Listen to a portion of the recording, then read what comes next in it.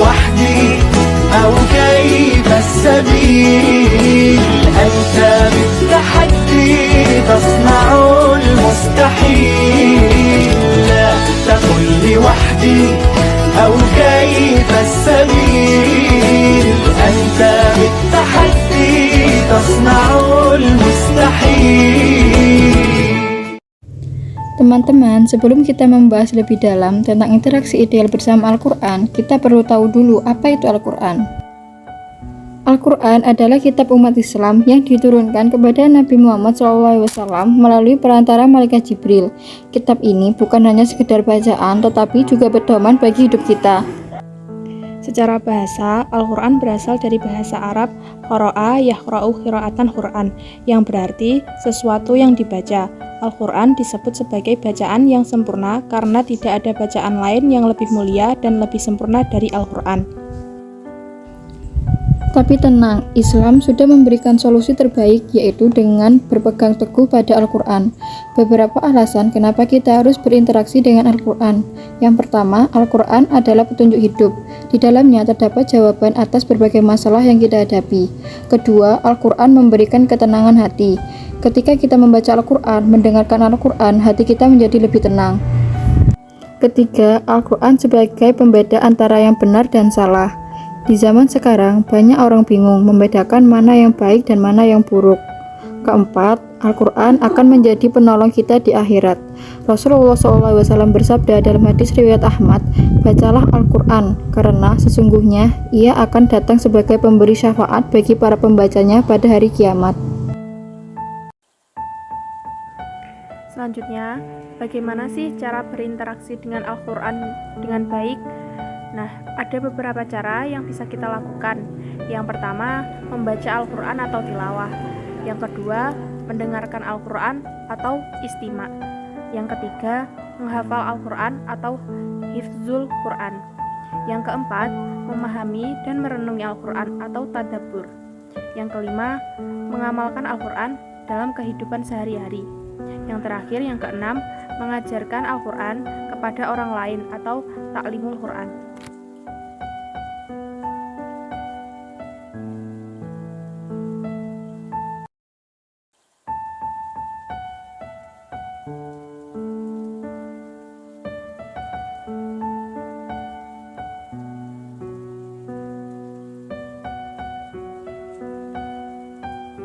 Kadang aku malu banget kalau disuruh baca Al-Quran.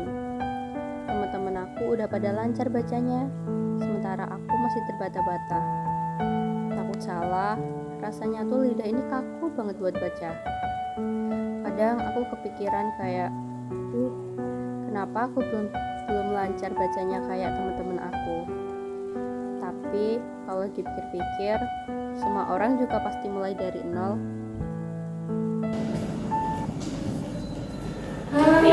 Hai, kenapa? Lagi sedih? Boleh duduk ya? Boleh silahkan. Duduk ya? Iya, silahkan. Kamu ada apa? Jadi aku tuh lagi sedih soalnya kan di mungkin sekarang kan teman-teman tuh udah pada bisa baca Al-Quran ya. Sedangkan aku tuh masih belum lancar. Apalagi sekarang kan udah bulan Ramadan ya. Jadi teman-teman aku tuh pada bilang kalau tadarus tuh seru banget, gini aku cuma bisa dengerin cerita mereka doang. Aku gak bisa ikut tadarus soalnya aku malu, aku belum bisa baca Al-Quran lancar. Nggak malu, kan masih bisa belajar. Ya sih masih bisa belajar, tapi aku bingung mau belajar Al-Quran sama siapa. Kamu mau belajar sama aku nggak? Boleh.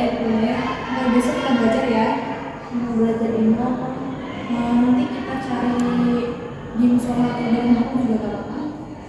Boleh, mau jam berapa? Sepuluh pagi aja. Oke, sampai jumpa ya.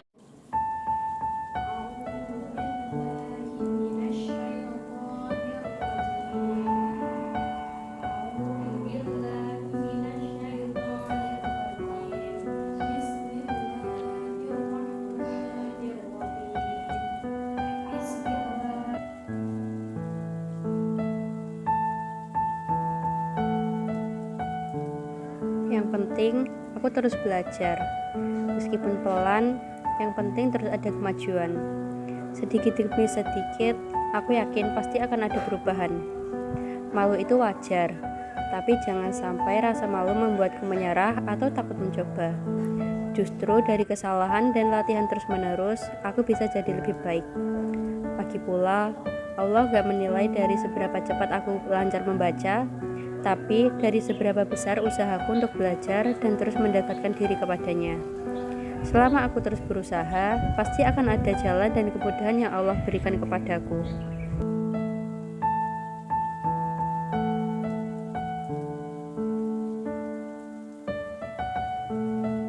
Dari semua pembahasan tadi, kita bisa mengambil beberapa kesimpulan. Yang pertama, Al-Quran adalah pedoman hidup kita yang harus selalu kita baca, pahami, dan amalkan. Kedua, interaksi ideal dengan Al-Quran meliputi membaca, mendengarkan, menghafal, memahami, mengamalkan, dan mengajarkan.